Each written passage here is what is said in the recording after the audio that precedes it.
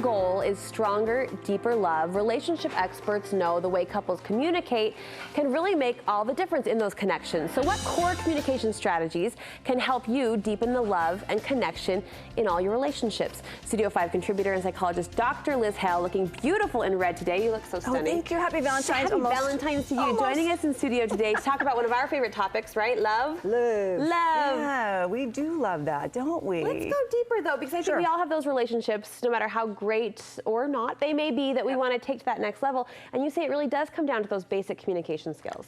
Well, it is. You know what? We're always communicating, but we're not always connecting. And it's connecting that's the key. The last segment we did was love, right? L-O-V-E, listening, observing, being vulnerable, being empathic. And it's empathy that I'd like to focus on today. Empathy is one of your buzzwords, if I can say that. I think really it's key. Honed in on, especially this last year. And empathy, I think, at its face seems pretty simple, but you point out that's not always the case. Well, empathy is very different from sympathy, right? Empathy is all about feeling for you.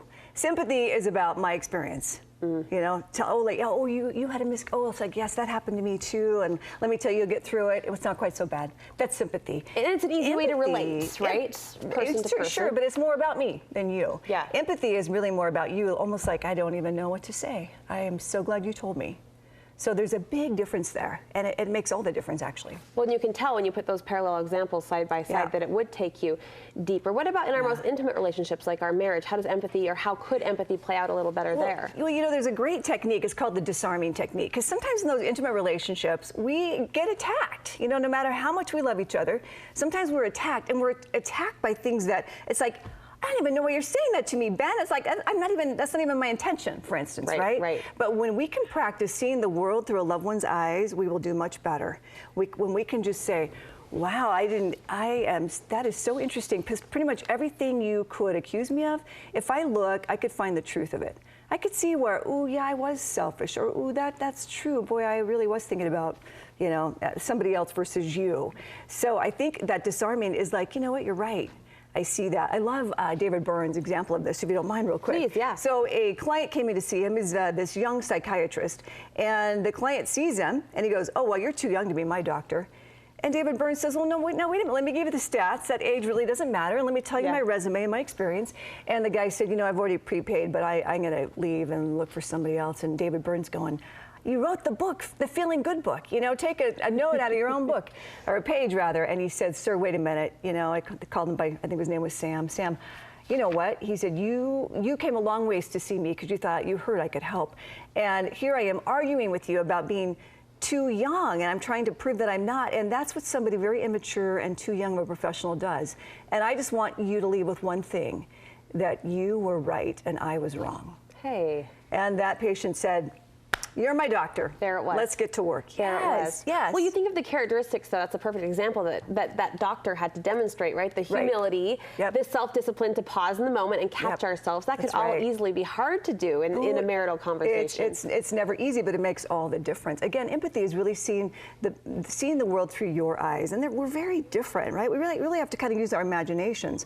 There's a couple of mistakes that we can make with empathy also. So, for instance, the first one is to silver line it. You know, we use a silver lining. In other words, you know what, it's really not that bad. You know, it'll get better. You know, just hang in there, right? Tomorrow will always be a better day. People sometimes just want to know that you hear them, right? We just want to have our story be told. And then the second mistake is, well, at least, you know. At least. Okay, so yes. So, well, you had a miscarriage. Well, at least you could get pregnant, you know. Your husband had an affair. Well, at least you have a marriage. You know, there was a couple I was working with, and she had gone through just a tremendous battle with cancer and the treatment of cancer. And she wasn't healthy to begin with. And then she'd gone through all of that treatment, chemotherapy, radiation, and really had met death's door several times. And she was just saying to her husband and to me, just discouraged, like, you know what? I don't really know that this was all worth it.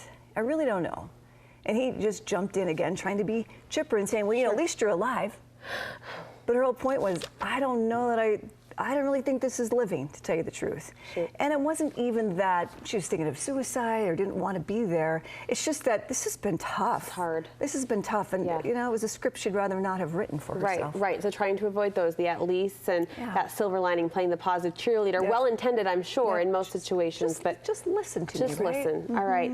Empathy, and we'll jump to this next communication skill if we can, assertiveness, which kind of feels like a flip 360, but how can assertiveness help deepen our connection? Yeah. You know, we're responsible for our end of the communication. So the assertiveness is really the I feel XYZ. So John Gottman has some great ones. You know, I feel scared. I feel really nervous. Or, gee, I'm feeling like this is all my fault. So being responsible for your end of the connection. So owning it from your perspective. Absolutely. So that is the moment to take the I. Let somebody in. Right? And then finally landing on our last one, respect, which is really ultimately what we all want, to be heard like you talked about and feel respected. And again, even in the heat of the battle, you can use words that are warm, that can still convey love. And again, John Gottman would say, you know, I know this isn't your fault. It's beautiful, isn't it? One thing I admire about you is, or I see what you're talking about.